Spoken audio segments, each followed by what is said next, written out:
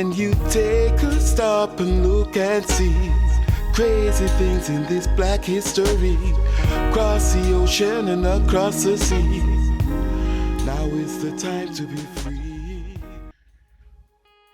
As stated before, the relatively informal religion of Christianity was begun in northeast Africa, namely Libya and Egypt, by the downtrodden peoples under Greco-Roman dominance.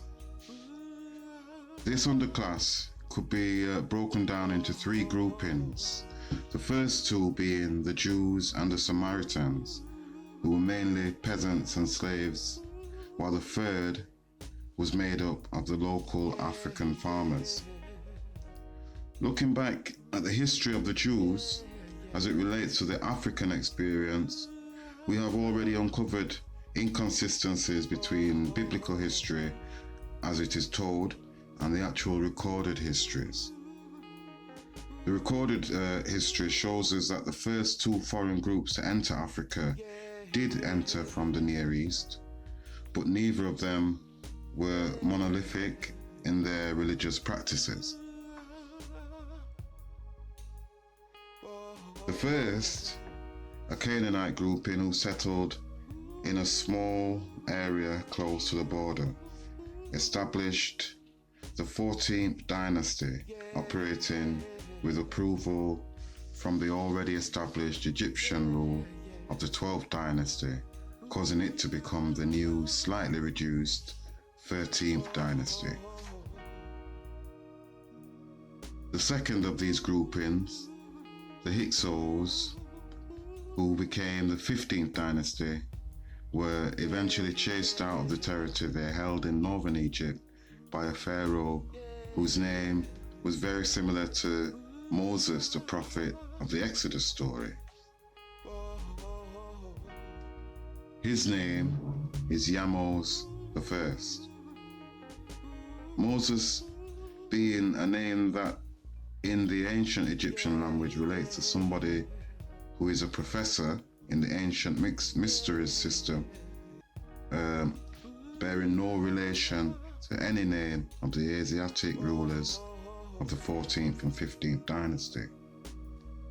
This would suggest that Moses, in the true story from recorded history, was in fact at that time the chaser rather than the chased.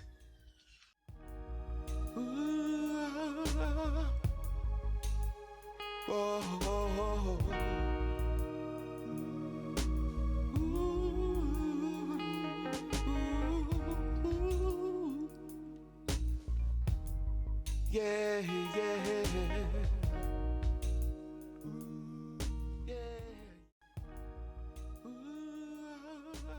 As biblical history would have it, Judaism was established in Africa, and much that is within the telling of the Exodus event and their development afterwards in the land of Canaan is borrowed from the African culture that they had left behind. We mentioned in part one of this series how the Apis bull plays a part in the Exodus story, and that the lion, which we shouldn't forget is native to Africa, is an iconic figure within that faith, if we remember the lion of the tribe of Judah. Further Egyptian, Libyan and Kushite presence in the Near East over the following centuries would stabilize elements of the African culture in that region. This would later be interspersed with Persian culture and traditions after their invasion into the Near East, which also would spread into Africa. The presence of elements of Persian mythology throughout the Old Testament demonstrates that at least up until the rebuilding of the temple in the book of Haggai, biblical history is based on allegory and half-truths. By the time Alexander and the Greeks arrived into that territory, the Torah was firmly in place, along with the Jewish history that was now attached to it. The Samaritans were also an Asiatic people who had managed to avoid being dominated by the Jewish conquest during the period of the Maccabees, prior to the arrival of the Greeks.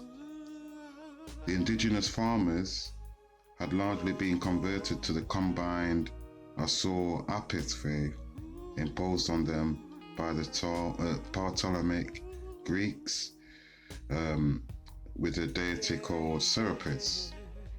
This deity signified the union of the two ancient African cultures that the Greeks had found coexisting side by side. Seeking to take the credit for what for them was a newly discovered philosophy of togetherness within diversity, the Greeks caused this deity to take the form of themselves, being known as the Anointed One, or Christus, bringing peace and harmony. The indigenous farmers had found themselves able to continue their worship towards this deity after so many centuries, as it didn't interfere too much with their acknowledgements towards their favoured deity.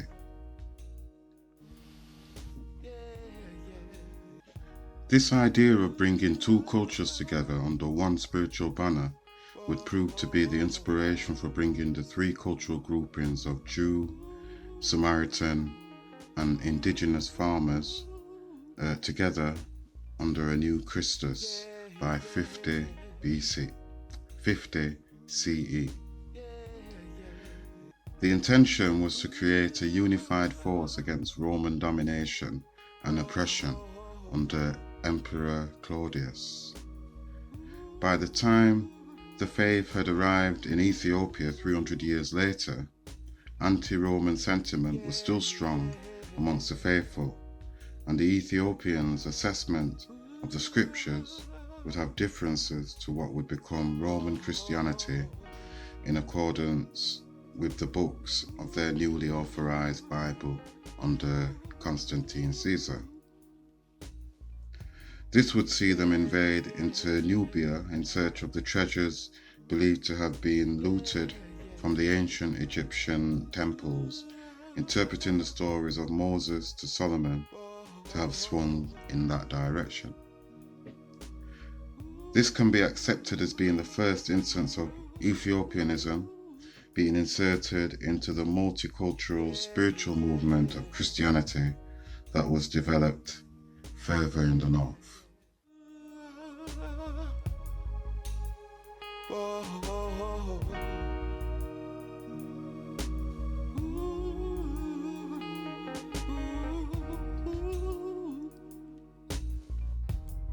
Yeah, yeah,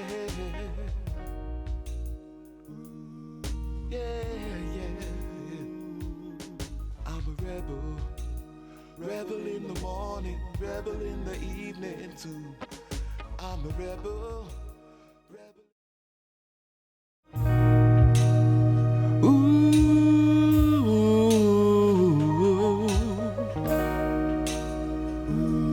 yeah. When you take a stop and look and see crazy things in this black history, across the ocean and across the seas, now is the time to be free. No commotion, I'm feeling the pain, I feel their emotion, the love and devotion, just like a root potion, 'cause I'm a rebel.